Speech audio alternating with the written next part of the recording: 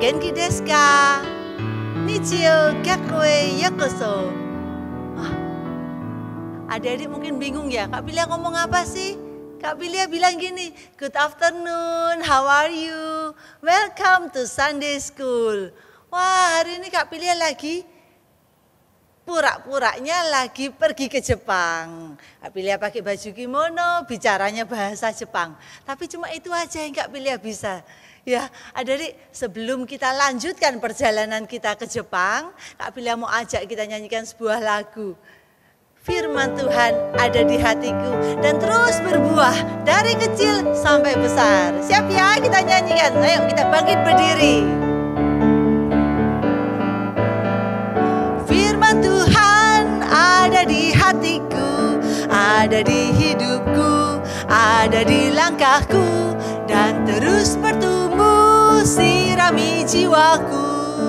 Berbuah, berbuah, berbuah, berbuah, berbuah, berbuah, berbuah, berbuah.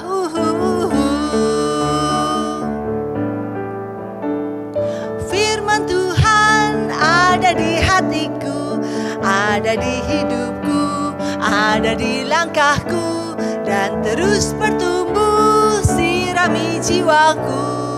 Berbuah, berbuah, berbuah, berbuah, berbuah, berbuah, berbuah, berbuah.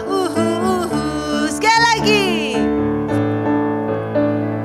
Firman Tuhan ada di hatiku, ada di hidupku, ada di langkahku, dan terus bertumbuh sirami jiwaku. Berbuah, berbuah, berbuah, berbuah, berbuah, berbuah, berbuah, berbuah. Adik-adik, kita masuk dalam doa. Kami bersyukur Tuhan, hari ini kami boleh datang ke hadapan Tuhan, mengikuti ibadah sekolah minggu. Kami bersyukur karena kami punya firman Tuhan di dalam hati kami. Kami bersyukur karena dalam hati kami, dalam hidup kami, dalam langkah kami, firman Tuhan terus menuntun setiap apa yang kami lakukan. Sehingga kami boleh semakin hari semakin berbuah bagi Tuhan. Memberikan buah yang manis, memberikan buah yang wangi bagi Tuhan. Terima kasih Tuhan Yesus, berkatilah ibadah kami pada hari ini. Di dalam nama Tuhan Yesus kami sudah berdoa. Amin. Adik-adik, kalau adik-adik ingat, beberapa minggu sudah kita menceritakan tentang The Dream Team. Ya, Andreas, Petrus, Yohanes, Yakobus. Minggu lalu kita belajar tentang Filipus yang langsung berkata, ya aku mau ikut Yesus. Dan kita belajar tentang Nathanael atau Bartolomeus, yang waktu itu dia masih mempertanyakan tentang Tuhan Yesus. Tapi kemudian dia belajar untuk terus mengenal Tuhan Yesus. Adik-adik, sejak mereka ikut Tuhan, hidup mereka berikan pada Tuhan. Mereka bukan lagi hidup sebagai diri mereka sendiri yang nelayan, yang mempunyai pekerjaan yang lain. Tapi mereka hidup mengikut Tuhan. Hidupku bukannya aku lagi. Kita nyanyikan lagu ini ya.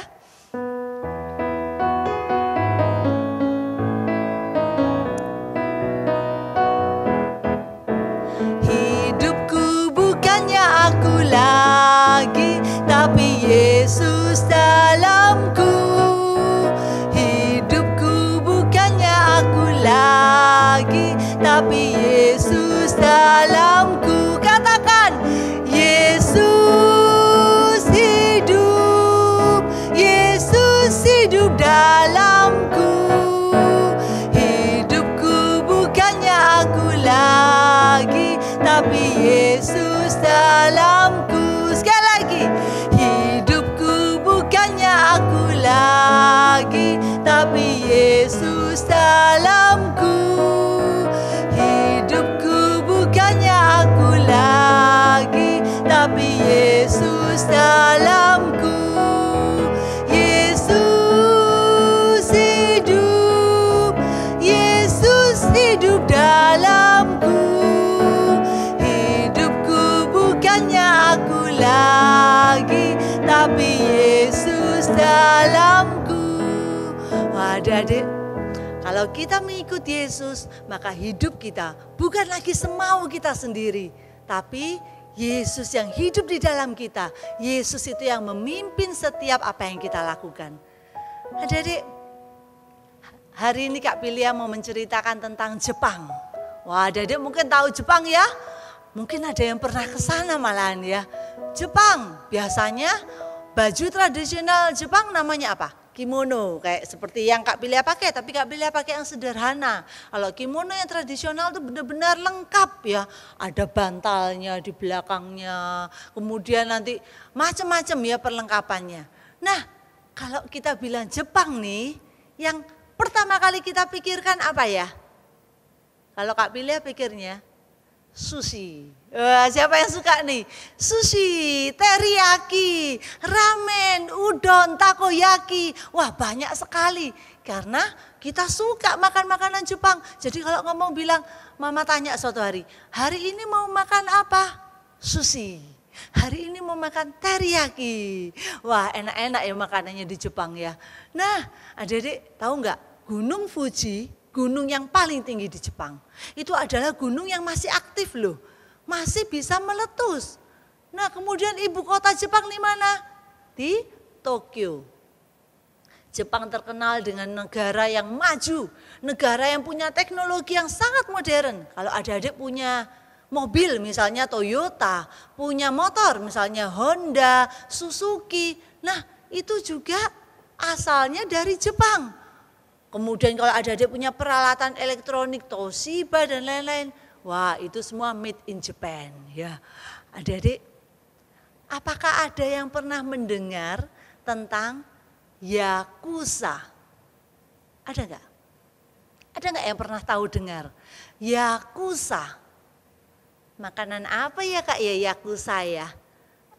Yakitori. Oh no, yakitori itu satenya Jepang, tapi bukan, ini Yakuza. Sangat berbeda. Yakuza ini adalah suatu kelompok di Jepang yang berbuat kejahatan. Satu organisasi, satu kelompok, satu bagian dari masyarakat di Jepang yang melakukan kejahatan.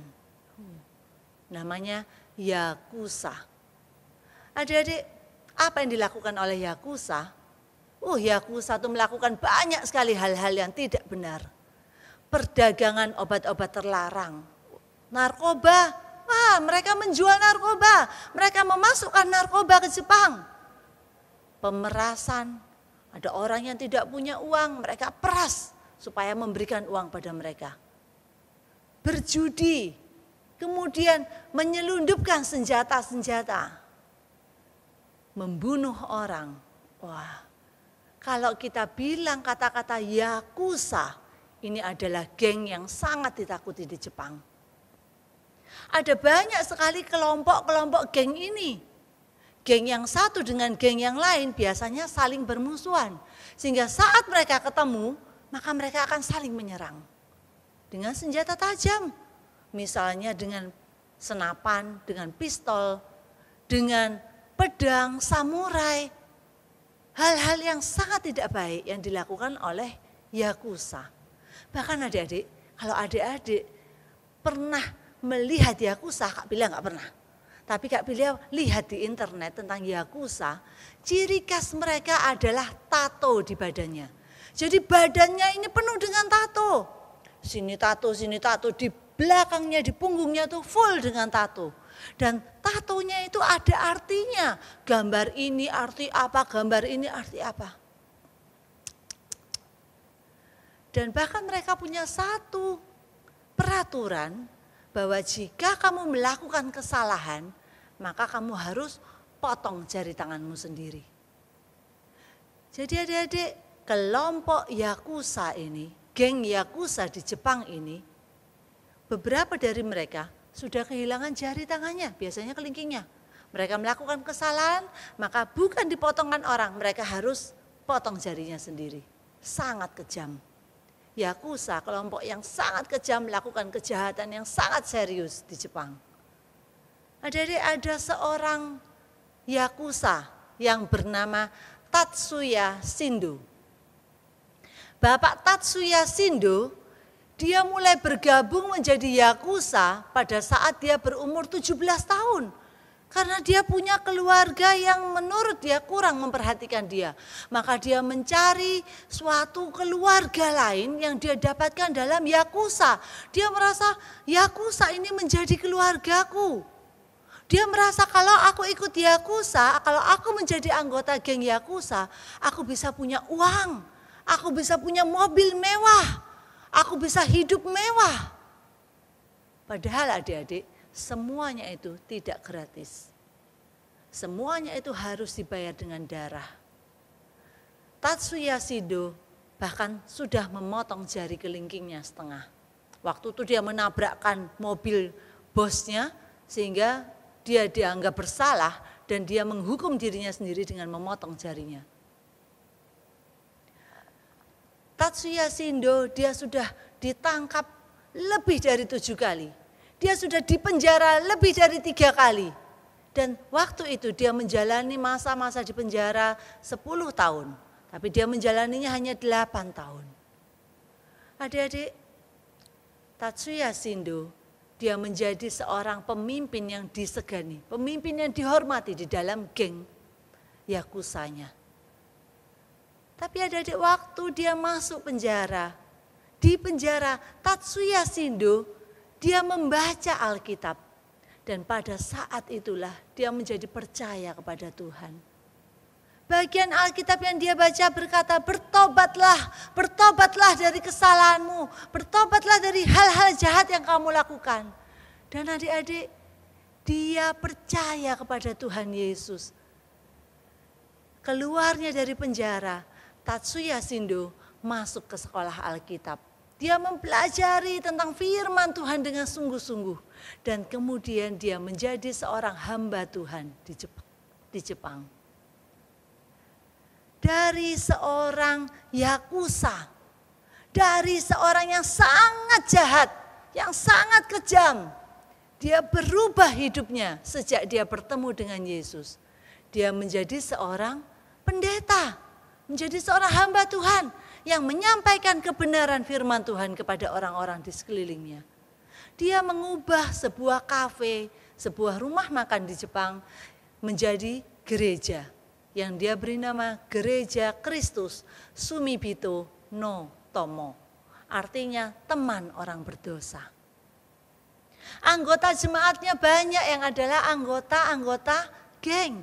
Yang dulunya mereka itu berbuat jahat, dulunya mereka menjadi anggota gengnya, menjadi anggota Yakuza. Sekarang mereka berbalik, mereka bertobat, mereka menjadi anggota gerejanya dari Tatsuya Shindo. Termasuk ibunya sendiri juga menjadi percaya kepada Tuhan Yesus. Adik-adik, hidup Tatsuya dulunya kacau, jahat sekali. Dan dia melakukan hal-hal yang merusak. Tapi dia menjadi berubah sejak dia percaya Yesus. Dia meninggalkan yang tidak baik dan dia hidup taat sebagai murid Tuhan Yesus. Dia juga membawa orang lain percaya kepada Yesus. Nah adik-adik hari ini Kak Pilia mau ceritakan tentang The Dream Team yang ke-7 yaitu Matius. Atau beberapa kitab menuliskannya dengan nama Lewi. Matius atau Lewi. Kejahatan Matius ini tidaklah se-ekstrim, tidaklah sedahsyat kejahatan dari Tatsuya Shindo yang anggota Yakuza.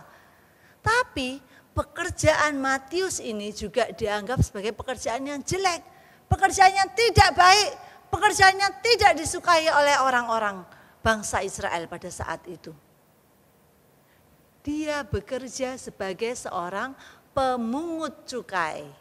Wah, mungkin adik-adik pernah dengar ceritanya pemungut cukai ya. Sakius itu pemungut cukai. Matius ini seperti Sakius pekerjaannya. Dia adalah seorang pemungut cukai. Pemungut cukai itu dilambangkan sebagai orang-orang yang berdosa. Orang-orang yang tidak baik. Orang-orang yang banyak melakukan kejahatan. Mereka lah pemungut cukai. Pemungut cukai itu pengkhianat terhadap bangsa Israel. Kenapa? Karena mereka itu memungut pajak, meminta bangsa Israel membayar pajak, membayar uang untuk diserahkan kepada penjajahnya bangsa Israel, yaitu bangsa Romawi. Jadi waktu itu si Matius itu akan menyuruh orang-orang, ayo bayar pajak, bayar pajak. Dan kemudian uangnya itu akan diserahkan kepada pemerintah Romawi yang merupakan penjajah Israel. Maka orang-orang Israel sangat tidak suka dengan seorang pemungut cukai. Pemungut cukai juga banyak melakukan pemerasan. Saat mereka minta uang, mereka melakukan segala cara, bahkan dengan cara-cara yang jahat. Mereka memaksa orang memberikan uangnya. Mereka mengambil apa yang bukan haknya. Mereka melakukan korupsi. Misalnya nih ada seorang bapak lewat. Maka Matius akan panggil, Pak, kamu belum bayar pajak. Bayar pajak berapa? 1 juta. Saya tidak punya uang. Tidak bisa, tidak mau tahu. Kamu harus bayar pajak.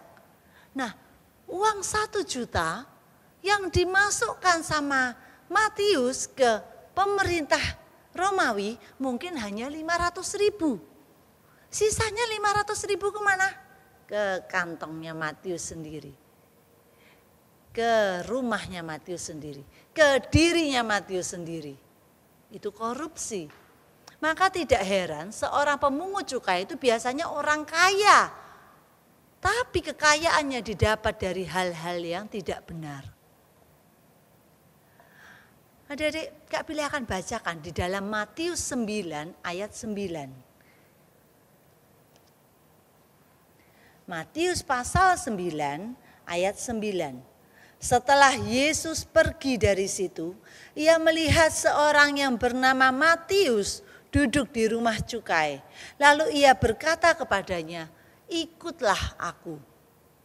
Maka berdirilah Matius lalu mengikut dia. Adik-adik, ketika Yesus berkata sama Matius, Matius, ikutlah aku. Adik-adik perhatikan responnya Matius. Saat itu dia langsung berdiri mengikut Tuhan. Segera dia lakukan, dia tidak lagi menunda-nunda. Dia tidak bilang loh, Tuhan besok aja, saya masih punya banyak pekerjaan hari ini. Tidak, tapi dia segera tanpa menunda-nunda dia langsung ikut Tuhan. Tidak ragu-ragu, dengan sepenuh hati dia ikut Tuhan. Dan adik-adik, Matius meninggalkan segala sesuatunya untuk mengikut Yesus. Bukan cuma dia meninggalkan pekerjaannya itu. Bukan cuma dia meninggalkan uangnya. Semuanya dia tinggalkan, dia mengikut Tuhan. Kedudukan jabatannya, posisinya sebagai pemungut cukai, dia tinggalkan. Apa yang dia lakukan? Mengikut Yesus. Adik-adik, Matius sadar bahwa dirinya ini adalah orang yang berdosa. Seperti dari Tatsuya, dia pun sadar dia itu berdosa. Dan saat Tuhan menegur, maka dia berbalik mengikut Yesus. Matius juga memiliki kerinduan supaya orang lain juga bisa mendengar tentang Yesus. Adik-adik, Kak Bila lanjutkan di dalam Matius 9 ayat yang ke-10 sampai yang ke-13. Kemudian ketika Yesus makan di rumah Matius, datanglah banyak pemungut cukai dan orang berdosa dan makan bersama-sama dengan dia dan murid-muridnya. Pada waktu orang Farisi melihat hal itu, berkatalah mereka kepada murid-murid Yesus, mengapakah gurumu makan bersama-sama dengan orang berdosa? Yesus mendengarnya dan berkata, bukan orang sehat yang memerlukan tabib, tetapi orang sakit. Jadi pergilah dan pelajarilah arti firman ini. Yang ku kehendaki ialah belas kasihan dan bukan persembahan. Karena aku datang bukan untuk memanggil orang benar, melainkan orang berdosa. Adik-adik, ini suatu kabar baik bagi kita. Yesus datang untuk menyelamatkan orang berdosa. Yesus datang ke dunia bukan untuk orang yang merasa dirinya sudah sangat baik. Bukan untuk orang yang merasa aku tidak berdosa. Tidak, tapi Yesus datang menyelamatkan setiap orang berdosa. Kak Bila yakin setiap manusia adalah manusia yang berdosa. Mungkin kejahatan kita tidak sejahat Yakuza. Kita tidak sampai membunuh orang, tidak memeras orang, tidak pula melakukan hal-hal yang jahat seperti itu. Mungkin kita tidak seperti Matius yang suka memintai uang dari orang. Tapi adik-adik, setiap kita melakukan dosa di hadapan Tuhan. Setiap kita mungkin pasti pernah berbuat yang tidak baik. Atau mungkin ada hal-hal yang kurang dari kita. Tuhan tetap memberi kita kesempatan dan hari depan yang baik untuk bisa memuliakan Tuhan dan menjadi berkat bagi banyak orang. Adik-adik, asal kita sungguh-sungguh mau meninggalkan semua hal yang tidak baik dan sungguh-sungguh mau menjadi murid Tuhan Yesus yang mentaati firman Tuhan. Ayo adik-adik, kita bertekad, kita tinggalkan semua yang tidak baik. Mungkin kita di rumah suka marah-marah, suka teriak-teriak, suka bertengkar, suka mengganggu, suka tidak taat sama orang tua, suka malas. Ayo kita tinggalkan semuanya itu. Kita tinggalkan dosa, kita tinggalkan hal-hal yang tidak baik itu. Dan kita apa? Hidup taat sebagai murid Yesus. Sehingga kita pun bisa seperti Matius atau Lewi ini, yang diperkenankan Tuhan menjadi salah satu dari anggota The Dream Team.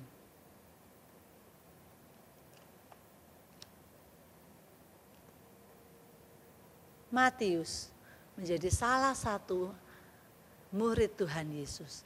Bahkan kalau adik-adik baca Alkitab, pasti adik-adik akan menemukan kitab yang ditulis oleh Matius, yaitu di dalam Injil Matius. Di dalam Perjanjian Baru, kitab yang pertama adalah Matius. Inilah Injil yang ditulis oleh murid Tuhan yang dulunya seorang pemungut cukai yang dianggap sebagai orang berdosa, yang banyak melakukan kejahatan, tapi hidupnya berubah sejak Yesus datang kepadanya dan berkata, ikutlah aku. Ayat hafalan kita di dalam 1 Korintus 15 ayat yang ke-58.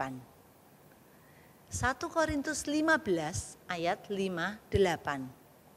Karena itu saudara-saudaraku yang kekasih, berdirilah teguh, jangan goyah, dan giatlah selalu dalam pekerjaan Tuhan. Sebab kamu tahu bahwa dalam persekutuan dengan Tuhan, jerih payahmu tidak sia-sia. Adik-adik, kita siapkan uang persembahan kita, siapkan bejana untuk Tuhan, berikan yang terbaik sebagai rasa syukur kita karena Tuhan telah datang, telah memanggil kita, telah menebus hidup kita yang berdosa ini. Kita nyanyikan lagu Amazing Grace. Aku yang dulu jahat, aku yang dulu buta, sekarang aku telah melihat, sekarang aku telah berubah. Amazing Grace, Amazing Grace.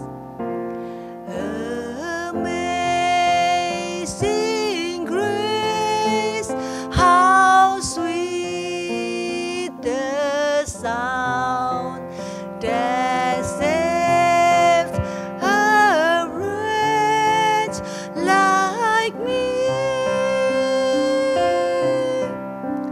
I once was lost, but now I'm found.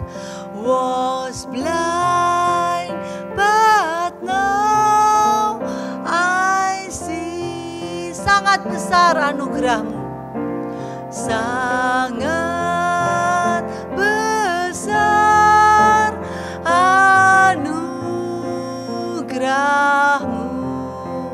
memberi aku selamat. Hilanglah jiwaku dulu di jalan yang sesat. Kita masuk dalam doa.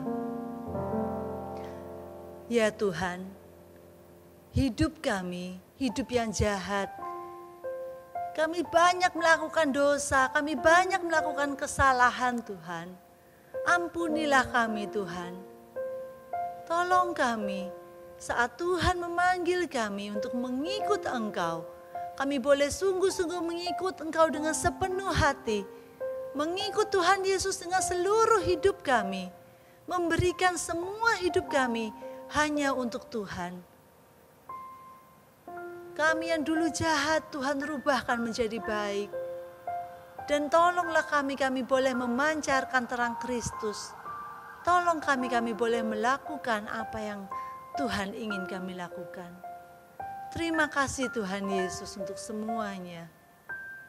Terima kasih untuk ibadah hari ini. Berkatilah setiap kami Tuhan. Di dalam nama Tuhan Yesus kami sudah berdoa. Amin. Adik-adik, ibadah hari ini sudah selesai. Kita akan bertemu minggu depan. Jangan lupa pesannya Kak Pilia. Stay safe, stay healthy, stay at home. Don't forget to keep praying. And God bless you all. Bye-bye.